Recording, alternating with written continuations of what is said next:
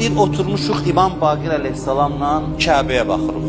Oturub təvafa baxırıq, cəmaat dolanır Kəbənin başına.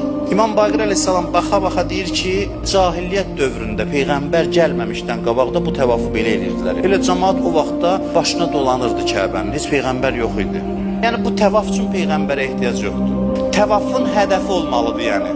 Deyir, İbrahimin duası Quran ayəsidir. İbrahim belə dua elədi. Deyir ki, ilahim, mən öz balalarımdan bir hissəsini burada məskunlaşdırdım Kəbənin qırağında, bitki olmayan, ot ələf olmayan bir yerdə. Onları niyə burada məskunlaşdırdım? Ki, onlar namazı bərpa eləsinlər.